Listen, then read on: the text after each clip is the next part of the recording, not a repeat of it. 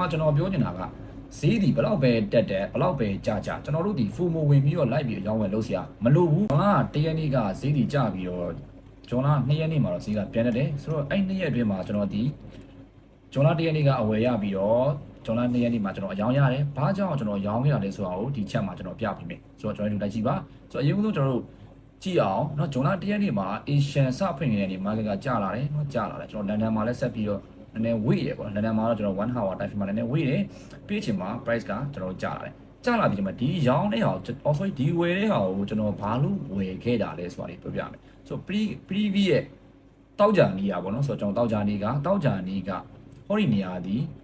Asian က move သွားတဲ့အချိန်မှာကျွန်တော် order block ကျန်ခဲ့တယ်အဲ့ဒီ order block price ကပြန်ပြီးတော့ဖောက်ထွက်သွားတယ်ဒါကကျွန်တော် breaker block အနေနဲ့ပြန်ပြီးတော့သုံးလို့ရတယ်အဲ့တော့ price ဒီအောက်ကိုတင်းလာနေကတောက်လျှောက်ဆင်းလာတဲ့အချိန်မှာ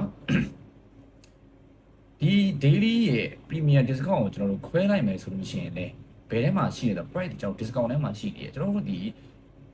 ဝယ်တဲ့ခါမှာ discount price တဲ့ခါမှာကျွန်တော်တို့ဝယ်တာကကျွန်တော်တို့အတွက် high priority ပို့ပြီးတော့ဖြစ်တယ်အဲ့တော့ကျွန်တော်ကဒီ order ဒီ breaker block ကို price က5 minute မှာ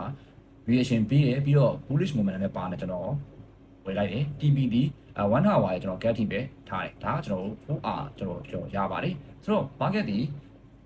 အင်္ဂါနေ့မှာဆက်ပြီးတော့ price ကဆက်တက်ပြီး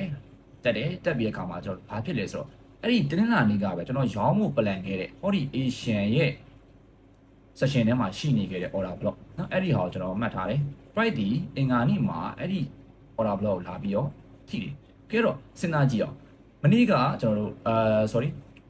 ဒီပါเนาะဒီ swing take ကနေပြီးတော့ဒီကျွန်တော်စဉ်းစားကြည့်ပေါ့ဒါကကျွန်တော် daily ပေါ့เนาะ Asian high ဒီမှာကျွန်တော်တို့မြေရောက်ရှိတယ်အဲ့ဒီနှစ်ခုကိုကျွန်တော် premium discount ခွဲလိုက်တဲ့အခါမှာ upper chain ကျွန်တော်တို့က premium အဲ့တော့ဒီ order block ဒီ premium ထဲမှာလည်းရှိတယ်เนาะဆိုတော့ order block အနေနဲ့ကလည်းရှိနေဆိုတော့ကျွန်တော်တို့ဒါကျွန်တော်ရောင်းမှုအတွက်ပို့ပြီးတော့ coffee နဲ့ရတယ်အဲ့တော့ဒီဟာကိုလည်းကျွန်တော်တို့5 minute မှာဆင်းပြီးတော့ထွေးထားတဲ့ဟာလေးပါပဲပြပေးမယ်ဆိုတော့5 minuteမှာဟောဒီကောင်ကကြာကျွန်တော်တို့ bullish movement နဲ့ပါလာတာနဲ့ကျွန်တော် live ထွေးတယ်ဟိုအားကြာတယ်ဒါကလည်းကျွန်တော် Discord တွေကကျွန်တော်ညီကိုလေးနဲ့ထွေးတာပဲဖြစ်ပါတယ်နောက်တစ်ခုဒီကောင်ကကြာတော့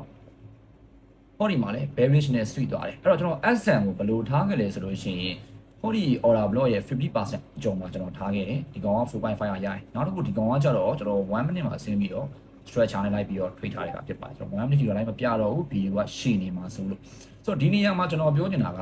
ဈေးဒီဘလောက်ပဲတက်တယ်ဘလောက်ပဲကြာကြာကျွန်တော်တို့ဒီ FOMO ဝင်ပြီးတော့လိုက်ပြီးအကြောင်းဝယ်လုပ်စရာမလိုဘူးကိုကဘယ်နေရာမှာအကောင်းဆုံးဈေးကျွန်တော်တို့ရနိုင်မလဲနော်ပြီးတော့ high probability ဘယ်လောက်ရှိလဲပေါ့မူတည်ပြီးတော့အယောင်းဝယ်လုပ်တင်တယ်ဆိုတာလေးကျွန်တော်ဒီဗီဒီယိုမှာပြောချင်တယ်အဲ့တော့ကျွန်တော်ဒါတွေအားလုံးကို live session မှာရှင်းပြပြီးတော့ကျွန်တော်တို့ trade ခဲ့တဲ့ play တွေရှိတယ်ကျွန်တော်ကလည်းဒီ trade မှာရခဲ့ပါတယ်ဆိုတော့နောက်နေ့မှာရောဘယ်လို trade idea လေးနဲ့ဘယ်လိုဝင်ခဲ့တယ်ကျွန်တော်တို့ဘယ်လိုမျိုး survive ဖြစ်ခဲ့လဲဘယ်လိုမျိုးအခြေအနေရှိရလဲဆိုတော့လည်းကျွန်တော်ထပ်ပြီးတော့လုပ်ပြပါမယ်ဆိုတော့အားလုံးပဲ